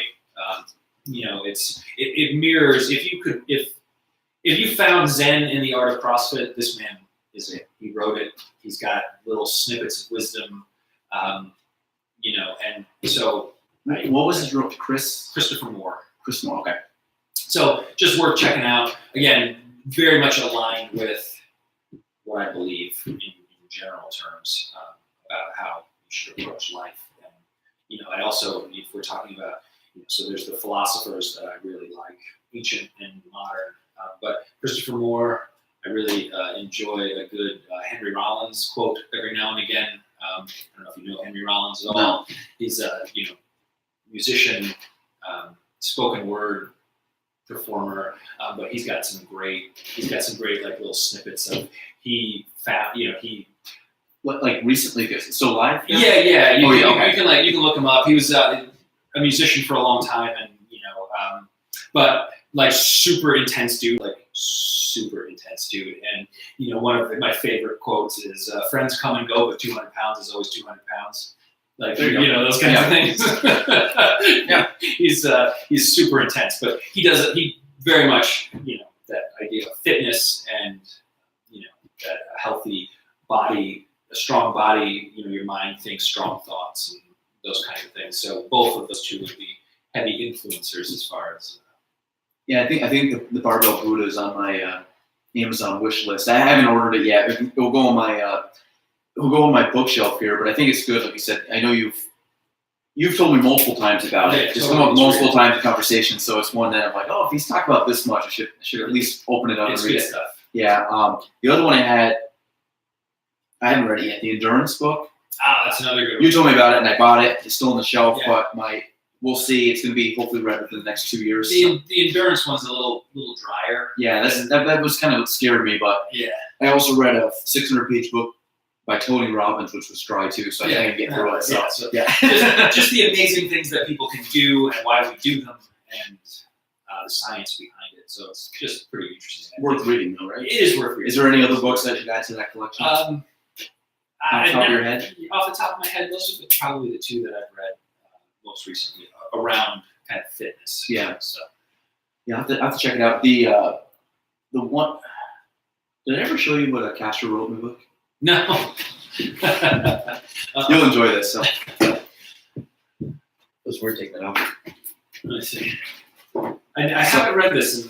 You can borrow it if you want. Do you have it or no? No, I don't. So Dave Castro's the guy that programs for the CrossFit Games, and he's an ex-Navy SEAL trainer, whatever. So basically, he wrote this book for guys like Paul and me who nerd out on programming and just his idea as to why he programs the way he does and how he programs the games. And it's entitled "Constructing the CrossFit Games." So we actually went to the games, which was a very good experience. I'm really glad I went to the actual games in Madison, so it's really cool. But we got the book signed, and we waited in line. And what I thought was funny was I thought he was just going to, there's a lot of people. I thought we were just going to go up. He would just be like, "Hey, thanks for coming, sign the book, and pass it on." Well, he was standing at a table. We showed up, and he opens the book, and he goes, "It's me and Chris." He goes, "Yeah, so where are you guys from?" We told him. And then he ended up talking to us for probably 2-3 minutes, which is crazy considering all the people were there. But he was actually talking to people as you were there, and we were chit-chatting about Madison and things like that. But he wrote in the book, GT, glad you made it out from Canada. Because I told him we were basically in Canada, so he got a good kick out of that with everybody else. But he's known as being kind of a prick, but I love him. I think the guy's super, super smart and intelligent and everything else. But I just thought it was kind of funny that he threw that in the book. And he was joking. He actually turned to his assistant that was with him and started laughing. He goes, "Look what I wrote in this book." And it was just kind of he's just kind of one of those guys. But there's a shirt that says Dave Castro's a prick, and I think he lived up to the meaning. But I think he's a good dude. Well, I think part of it is you gotta have that guy, and he does that guy well. You know what I mean? Like he's sort of if you need a villain, like he's the guy you blame, right? With all of it. Well, villain, and you either love him or you hate him. And I know people that hate him. Like, how do you? I get it. I get why you don't like him, but then there's a brilliance to everything that he does. Yeah, and I guess that's it. You never kind of hold it. I've never held it. You don't hold it against him. Like that's just When you read, you can borrow it if you want, but if you read the book, it's like there's a lot of. He goes into he's got a family. He's got things you just wouldn't think this guy's got. He does, and he's and his background. And you never know. The only thing he doesn't talk about is SEAL life, which is just kind of a off limit kind of topic for a lot of those guys. So Most of it, yeah, firsthand. But no, that one's pretty good. Jason Khalipa's got a book that just came out that I bought. That's nice. I haven't read it, but I'd like to. It's kind of about. He's one that I really follow in the sense that he merged business and fitness into one, which is two of my passions, and he kind of merged them into this lifestyle that I think he's just excelled at. So if I had to pick one guy, to me, he's probably the richest guy in CrossFit, minus take away Glassman obviously and stuff, but take him and Froning. I don't think there's anybody else that's really capitalized on their success more than those two. Right. Matt maybe at some point will, because I think he's a very smart guy, but I think the fact that Kalipa's got 20 gyms worldwide says something. Yeah, no, it's impressive. And Rich is just Rich, so Yes. I mean he's got something going for him. But I will add Barbell Buddha to the bookshelf and read it at some point. So we'll get out of CrossFit if we have anybody still listening to us after 120, except the diehard fans. But it's all good. Like I said, we came on this podcast talking about the only theme to this whole podcast is just people and topics I want to talk about, Right. learn about. So I really don't care if anybody just tuned this out after 20 minutes in. That's it's all good. So you're still with us, but so what is AES Northeast? Obviously, I see the places back or just downtown and the one heading out towards Cliff Haven. We talked about you did the grant writing and stuff. Any projects that people would be familiar with? Anything that's Oh goodness, I don't know. It's an engineering firm, so engineering, architecture, survey, full service kind of firm. So all kinds of projects. Most of what I work on tends to be in Essex County. So we're in Ticonderoga and Crown Point. you said E-Town? Yeah, E-Town. I was in E-Town today. We worked with Essex County Planning Department. So it's projects all over. We've done some small things in the city. We work with the town of Plattsburgh. It's all over the place. It's funny. It's a small storefront on City Hall Place. Yeah. But there are 43 or 44 people that work for the company. It's a pretty big local company. And are you guys are the ones that you at least did the plans? I don't know about the what the heck's the company the one downtown on Jerky. No, we didn't. We haven't been doing anything as I far thought as. you guys did the sketching for that, the drawings. Nope. That wasn't you guys? Nope. Oh, maybe I screwed that up. But did you have any part to play? Because aren't you on any committees for that? No, my part to play with that was when I was with the city. Oh, with okay, the city of Plattsburgh, I wrote the grant that brought the $10 million here. Gotcha. Okay. So, and then moved across the street to AES. Yeah. So Same street. Yeah. same street, different address. Yeah. So so we don't have anything. We've played some small roles, but my role was when I was with the city of Plattsburgh. What's your thoughts on? Officially, I guess it's called downtown revitalization. What's your thoughts so far on that, or do you see what's coming that that? I know some. That's a tough one for me. Yeah, I don't know if you don't have to get into it. Given the situation and the reasons why I'm not there anymore and such, but as a resident of the city, yeah, I think that they're, I'm not necessarily the most excited about the direction that those things have gone.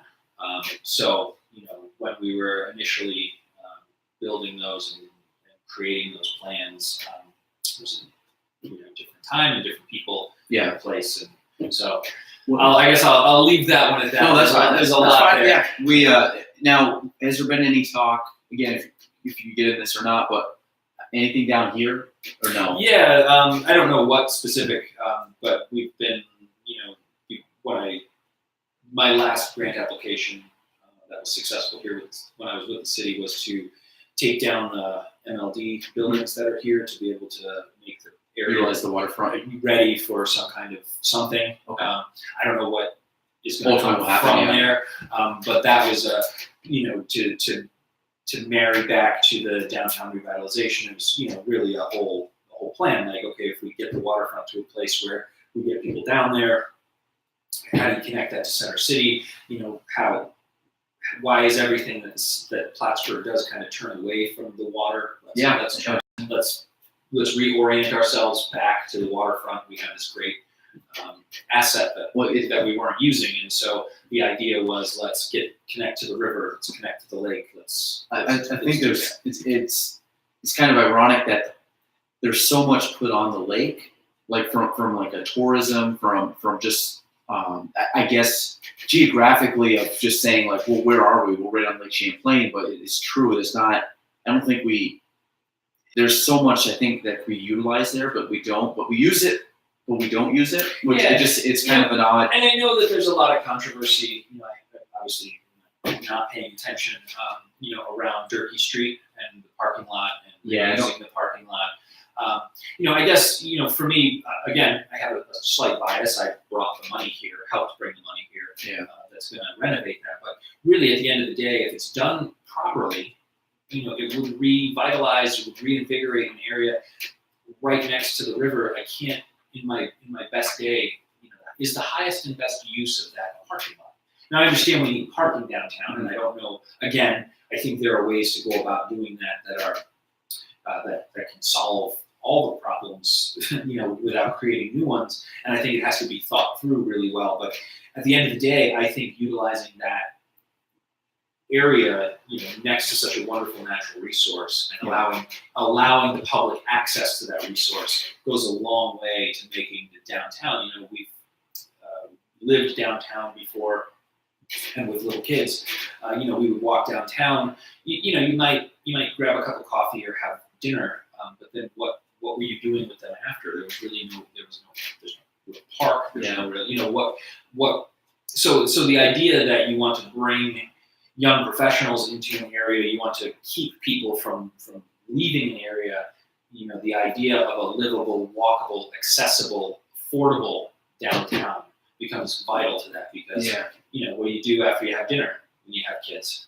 Yeah, there's nothing. I mean, we had an episode before Max Radley. I don't know if you know Max. Well, his girlfriend goes to our gym, and he works over at Stafford's office, and he's a local attorney. But he had come from a background of economic development, and he did it in school and kind of had some internships. And I think still wants to kind of get involved with that stuff. He likes it. But he was talking about, I forgot the term of it. Is it alien properties or alienation? Zombie properties. Oh, zombie properties. There's zombie properties, and there's a couple other things he was talking about where he had mentioned the corner of basically where Ridley's and Alexis is, that parking lot. Yep.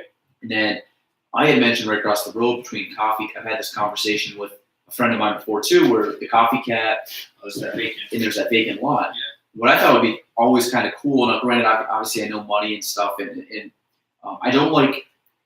One of the things I have an issue with is when people shit on whoever, whether it be the city or whoever, was like, well, why don't they do this, this, and this? I'm like, it's a lot easier to just say it and then to go through all the red tape and with having the resources. So I take this with a very big, obviously I understand there's money, there's laws, there's zoning, there's all this stuff that's involved with it, but it would be kind of cool at some point if they could take that spot, clean it up, make kind of like what I envision in my head, a ramp going down, and turn it into either like an ice cream place or an outdoor eatery where you could utilize basically the Mayor's Cup, the War of 1812, like all these like little things that Plattsburgh does that are usually pretty well attended. How could you utilize that little spot where during the summer months, maybe there's a place where they can go down, they have a place that they serve ice cream, they have tables, it's a landscape, they have trees, but they have plants and stuff, and they have like a nice stone walkway down, staircase, where people can actually utilize that space as they're walking by, and it looks like just an abandoned lot. Right. Where you could kind of dress it up a little bit.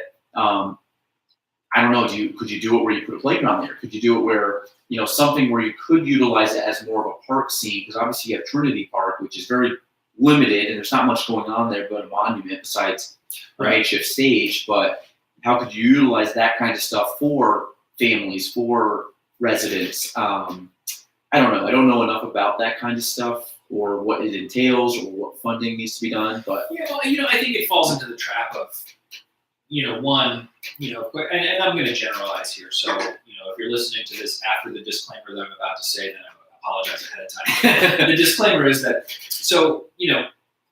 I'm using some generalizations. I think that it's difficult often for change to occur, regardless of what that is, a business or a city or whatever. And I think it's difficult it's easy to plan, it's difficult to implement, right? Because if we plan, we can talk about whatever, like, hey, GT, we should go something. Exactly. And as long as we're just talking about it, you can't make a mistake. Words flow quickly and easy. Yeah. Right, and you can't make a mistake. There's no risk, right? You can plan, you set it on the shelf, and look, we've planned. I think the issue comes in when you start to implement, And it's terrifying to do that, to make a choice and to say, given all the information, this is what we're going to do. So when you're talking about that for a city, and then you have to understand that, we're a small city, but we've got 19,000 plus people here, right? And you're making decisions for 19,000. Right. And that, everybody is going to agree or disagree to some extent, and everyone's going to agree or disagree on how to go about doing whatever it is you said you were going to do.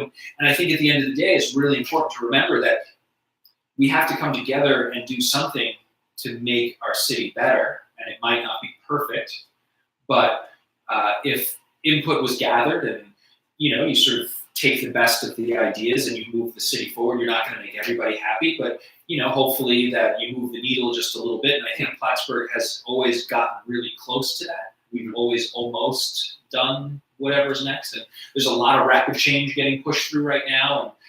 And I'm not saying that I agree with everything that's being decided at this point, but at the end of the day, I think, we have to make the decisions that are the best that we believe they can be, and hopefully move the needle a little bit. So in 10 years, we're not having, the thing that drives me crazy is like 10 years go by and you're having the same conversation. Yeah, exactly. And it's like, oh my God, we could have done something. And if we get it wrong, all right, I guess we'll deal with it. But what if we get it right? And that's the part. What if we get it right? Yeah. Like my thing is, I always tell people this, you come in and have a couple whiteboards on my wall that basically is just what I want to accomplish. Well, I put it up there for a reason because it's staring me in the face and I can't just like forget about it. So what happens is as I slowly start implementing stuff, I can wipe it off and it just is done. Like I've done it. It's either in play or something I had to do or whatever.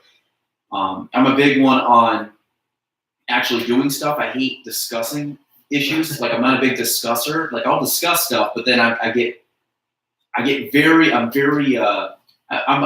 I'm a patient person, but I'm a patient person for things that need to be patient on. Where we're just beating a dead horse and talking about the same stuff. So okay, let's just do something about it, or forget about it because I don't want to keep like spinning our tires. So to me, it's one of those deals. At least not from city or economic development, from like my personal business. It's like okay, I just had a meeting with a couple of people today that Jordan and a couple people that work with me. I'm like, we're working on just implementing stuff. It doesn't have to be perfect. I just want to make sure it's good enough. We put it out, we do it, and we just move on, or we keep doing it. Like I don't want to sit here and spin our tires and say we got to perfect something before we put it out.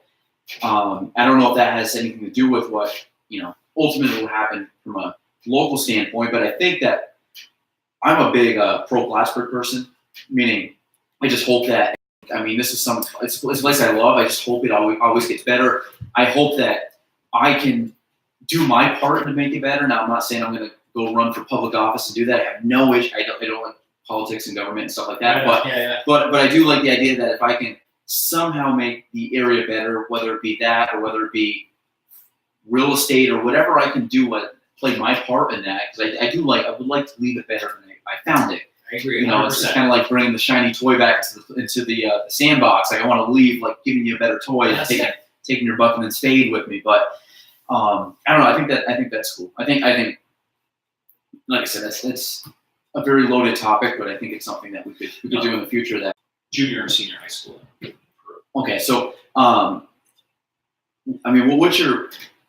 The bagels were obviously good. Still back then, right? Long Island. Oh yeah, no, okay. Bagels and pizza. Yeah, that hasn't changed. So, so you came up and you went to Plattsburgh. Did you ever?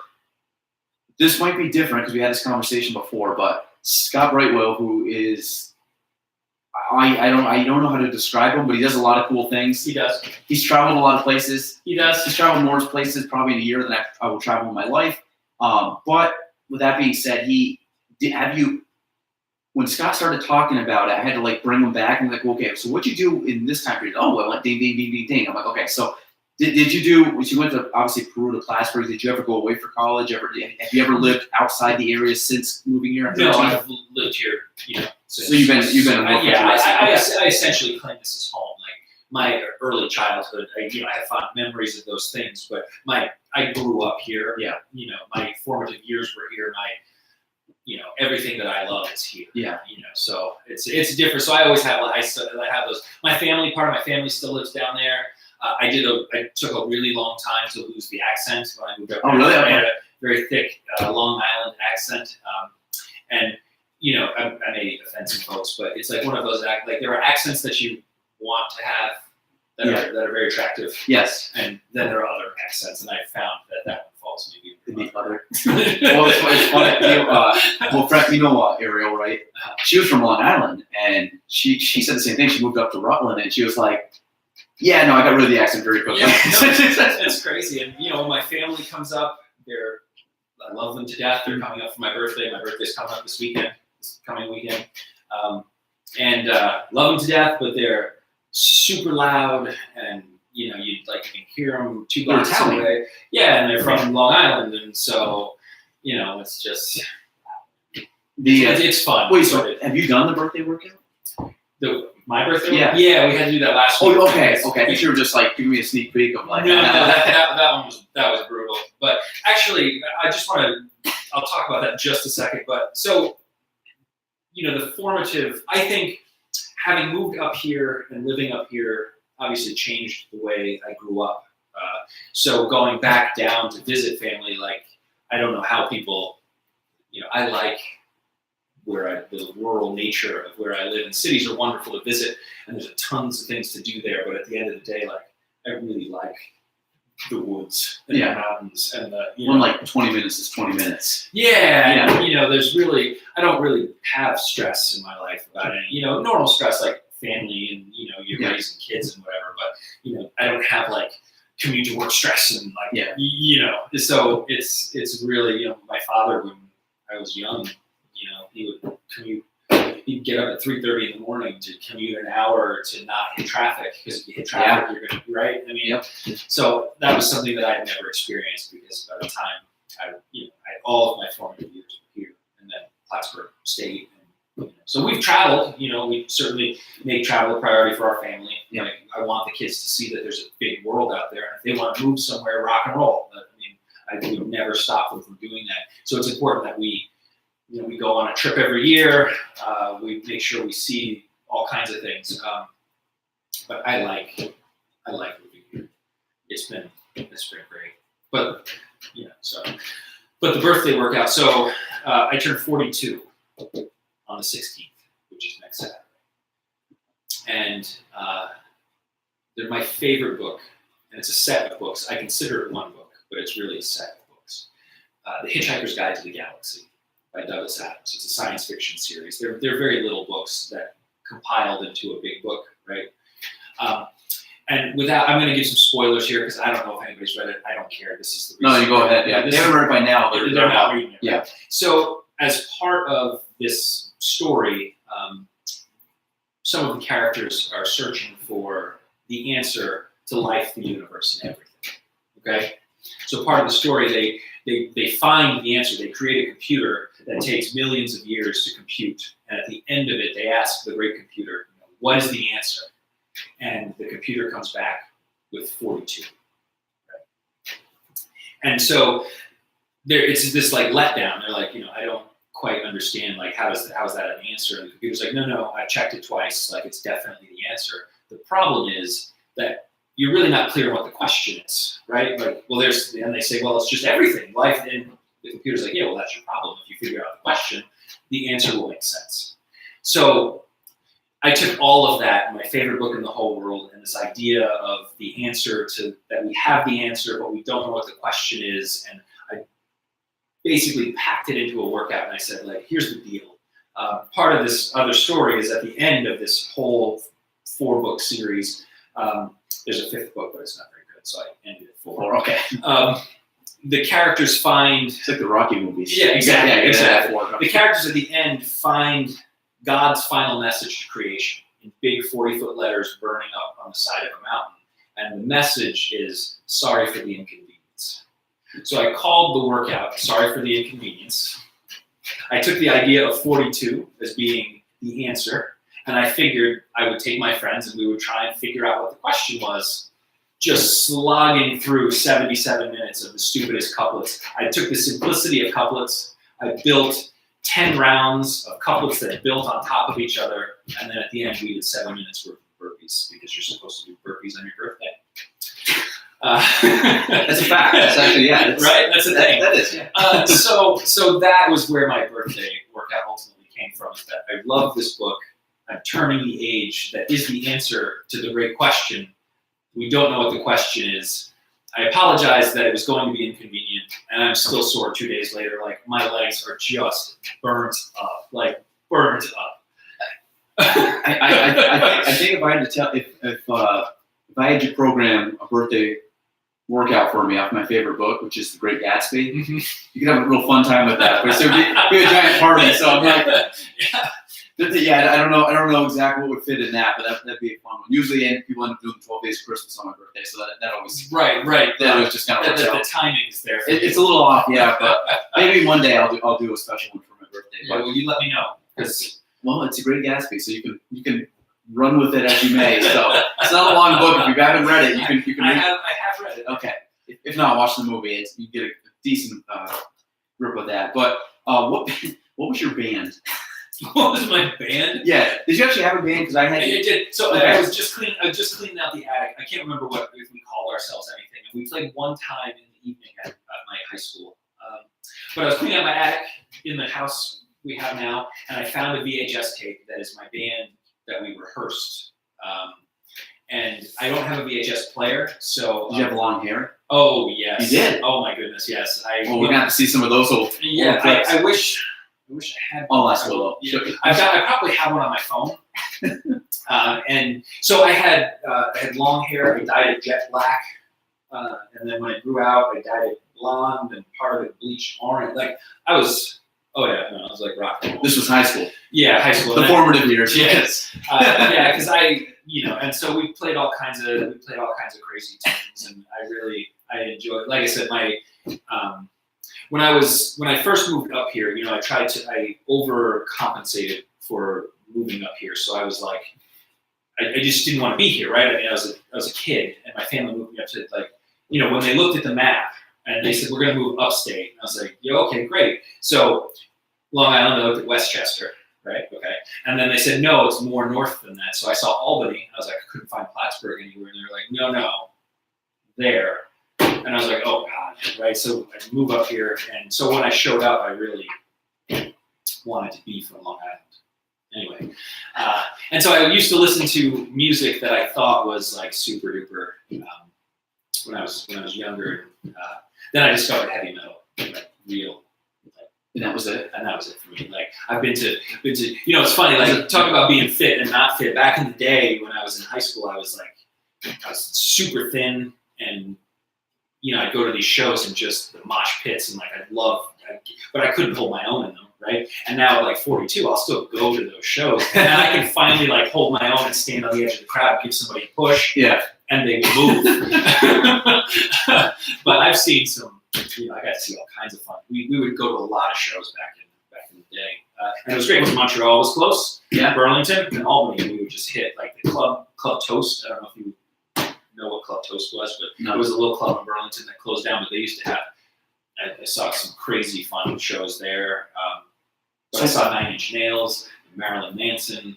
Where in Montreal, and Albany. Before, I didn't know who Marilyn Manson was. Like, it was before his first album came out. And he shows up on stage, just whacked out, and it was in the 90s. So, in between, was the opening? He was the opening act for 9 Inch Nails. Oh, gotcha. And in between, they had the Jim Rose Circus, which was a traveling carnival of people who would eat glass, and Mr. Lifto would hang hooks off of himself and leather jackets off his tongue, and it was like such a nice. a mid-90s thing. Yeah.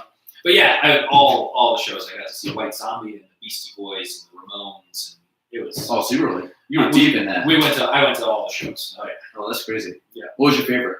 What was my favorite show of all was time? Was it Metallica or was it? Well, I have a soft spot there because that was really my first real concert I went to as a kid. Was Metallica? Was Metallica. Oh wow, okay.